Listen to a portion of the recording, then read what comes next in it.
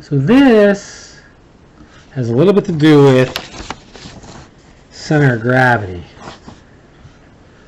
which we did previously before the break, center of gravity, and now we're coming back to do balanced forces, balanced torques rather, not forces. So here we've got this whole big board sticking out this way, and there's one guy sitting on it balancing that board, and what we have to find out is what is the weight of the board. Well, center of gravity, CG, center of gravity, that is the point in an object where you can treat it as if all the weight applies a torque at that point. In actuality, every little atom everywhere along this board applies a little gravitational force and consequently a little torque. The ones really close here apply very little torque because they're close.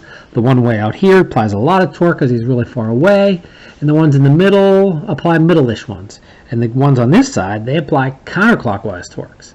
But if you add them all up, all the effects of all the atoms of that board, they act as if all of them were at the center of gravity, applying a torque there. And the center of gravity of a uniform board is in the center. That's not true of everything, as you may know from the previous video, but in this case, this is where the center of gravity is. If it's an 8-meter long board, the center of gravity is in the middle, which is 4 meters from each end. Right? So, center of gravity again, it's the point at which you can treat as if all the weight is there applying a torque. Well, we're going to do this the same way we've done it all before. We're going to add up all the torques that are counterclockwise and set them equal to the sum of the torques that are clockwise. This guy is causing counterclockwise. The weight of the board is causing the clockwise torque. Counterclockwise torque, so the force of the guy, we'll call him A, we'll call the board B. The force perpendicular for A times the lever arm for A is going to equal the force perpendicular for B times the lever arm for B. Well, the force for A is 600 newtons. How far is that 600 newtons from the axis of rotation? It's this far. They didn't label it, right? They said the whole thing's 8 meters. But they say that's 4, that's 3. This is 1 meter away. So that's times 1 meter. It's going to equal the force of that board, which is what we're looking for, times the distance the board is from the axis of rotation. That's this, the 3 meters. 3 meters to the right. You don't use the whole board because very little of it's at the very far. Some of it's really close, some of it's really far. On average, if you add it all up, do some calculus, you'd find that it acts as if it's all right there. So now we just do some math. That's 600 divided by 3, right? It's going to be 200.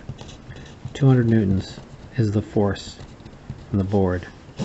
So that's 200 newtons.